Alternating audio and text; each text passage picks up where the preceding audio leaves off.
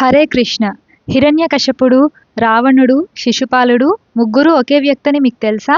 వైకుంఠంలో విష్ణుమూర్తి నివాసానికి ఇద్దరు ద్వారపాలకులు ఉండేవారు. వారి పేర్లు జయ, విజయ.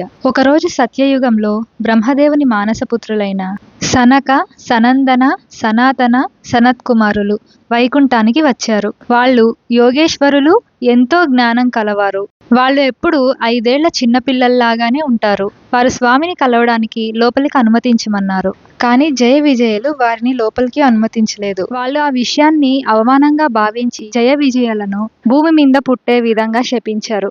ఇది విని జయ విజయలు బాధతో విష్ణుమూర్తిని ప్రార్థించారు.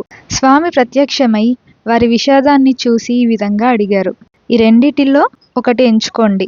నా భక్తులుగా 7 జన్మలు తీసుకుంటారా, లేక నాకు శత్రువులుగా 3 జన్మలు తీసుకుంటారా అని. ఆ ద్వారపాలకులు ఇది విని, స్వామి, నిన్ను వదిలి మేము అంతకాలం జీవించలేము. 3 జన్మల శత్రువులుగా పుట్టి తొందరగా మిమ్మల్ని చేరుకుంటాం అని చెప్పారు. వారే సత్యయుగంలో హిరణ్యాక్షుడు మరియు హిరణ్యకశపుడు. హిరణ్యాక్షుడిని వరాహస్వామి, హిరణ్యకశపుడిని నరసింహస్వామి సంహరించారు. త్రేతాయుగంలో రావణుడు మరియు కుంభకర్ణుడు, వారిని రాముడు సంహరించారు. ద్వాపర యుగంలో శిశుపాలుడు మరియు దంతవక్రుడు, వారిని కృష్ణుడు సంహరించారు.